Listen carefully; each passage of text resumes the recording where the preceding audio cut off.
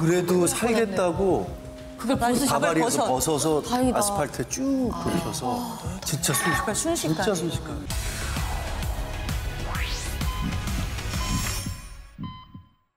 사실 중대재해라고 하면 건설 현장에서만 일어나는 건 아니잖아요. 그렇죠. 박윤정 원장님께서 작년이었죠. 가장 큰 이슈가 되었던 중대재해 사고에 대해서 말씀해 주신다고요? 네네. 많은 분들이 기억하고 계실 그날의 이야기를 제가 한 번 더 전해드리고 싶은데요. 평택의 한 제빵 공장에서 일하던 20대 초반의 A씨에 대한 이야기입니다. 이 A씨는 회사에 취직한 지 2년 9개월밖에 안 된 사회 초년생이었었고 집에서는 소녀 가장으로 알려졌던 이제 그런 딸이었는데요. 빵 공장 일이 야간, 주간 이렇게 12시간 단위로 되어 있어서 그날 A씨가 야간 근무를 들어가서 오후 10시에 이제 일을 시작을 했다고 해요. 근데 A씨가 공장에서 하는 일은 샌드위치 속에 들어가는 어떤 그 재료들을 배합기에 부어서 소스를 만드는 작업이었는데 그 소스 재료통 하나가 15에서 17kg에 이제 달하고요.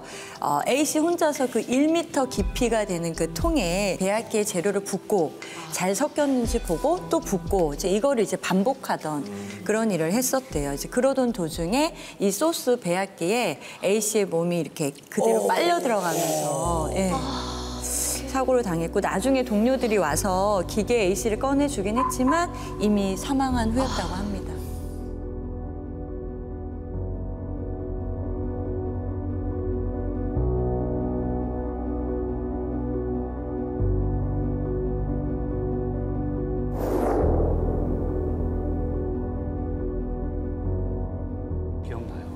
맞아요. 너무 큰 사고였고. 그렇죠. 아니 근데 너무 말도 안 되잖아요. 네, 말이 안 되죠. 왜 몸이 끼? 그런 일은 원래 혼자서 하는 일인 건가요? 얘기만 들으면 두 명이 같이 했어야 하는 작업 같은데.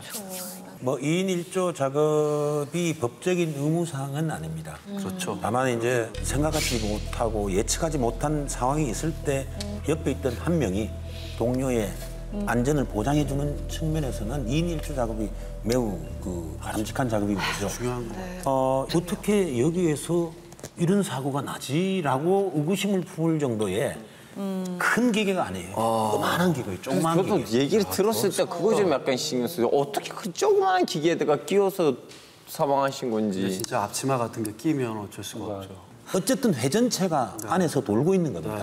거기에 반죽을 위해서 여러 가지 밀가루와 소스들이 같이 들어가서 혼합이 되고 있는 이 과정인데 이게 속도가 빠르진 않아요. 그죠? 천천히 이렇게 섞는 거예요.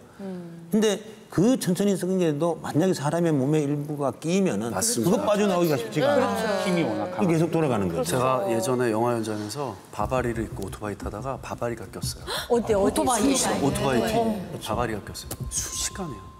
진짜. 야, 저 아직도.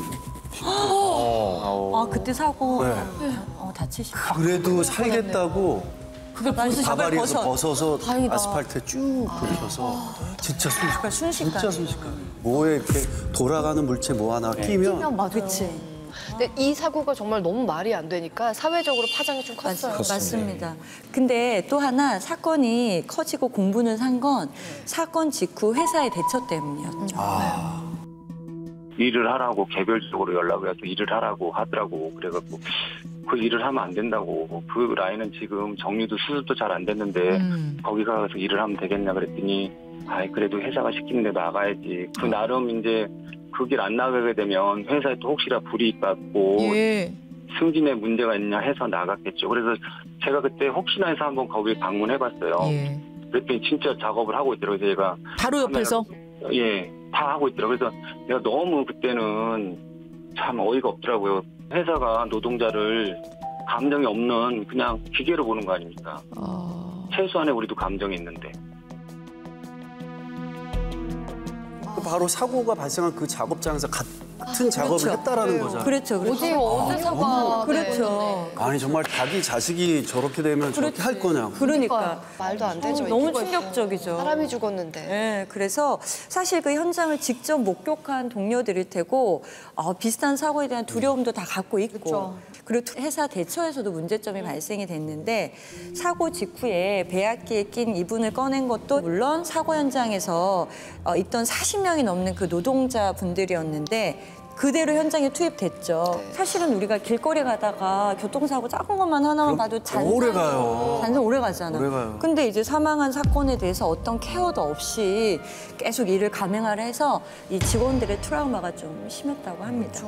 저거는 정말 말도 안 되는 너무 화가 납니다. 얼마나 충격적인 상황입니까? 같이 일하던 동료가. 근데 이런 산업 현장에서 사고가 일어나면은 2차 피해자가 생기기 마련이잖아요. 그쵸. 뭐 사고를 목격했거나 아니면 목격하지 않아도 정말 어제까지 같이 일한 동료인데 이 트라우마가 얼마나 심하겠어요. 이분들도 피해자인 건데. 기사를 보는 국민들도 다 그런 정신적인 맞아. 피해가 생기는 거죠. 맞아, 기사를 보면서도 맞습니다. 네. 이거를 직업 트라우마라고 하는데요.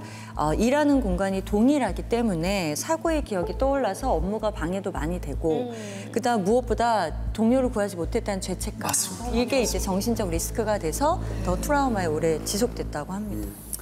누구든 대상이 될 수 있다는 걸 잊지 말아야 돼요. 맞아요. 사측이 이익만 생각하지 않고 좀 사고를 수습하고 또 직원들 멘탈 케어할 수 있는 좀 충분한 시간들을 맞아요. 좀 줘야 하지 않을까. 그 시간이 좀 오히려 늦춰지면 늦춰질수록 굉장히 위험한 일들은 많아질 것 같아요. 맞습니다. 네. 실제로 이런 직업 트라우마의 그 골든 타임이 겨우 일주일에서 한 달이고 그 안에 적절한 치료가 안 되면 외상후 스트레스 장애, PTSD 그런 이제 그게 발병이 되죠. 극심한 후유증에 오래 시달리기 때문에 네. 이런 대처가 잘 되게 필요합니다. 지난다고 해서 잊혀지는 사고 아니잖아요. 네. 옆에 있던 사람들의 마음의 상처가 너무 깊어지기 전에 아물 수 있게 같이 도와주는 것도 당사자만이 아닌 우리들의 책임이라는 거 잊지 않으셨으면 좋겠습니다.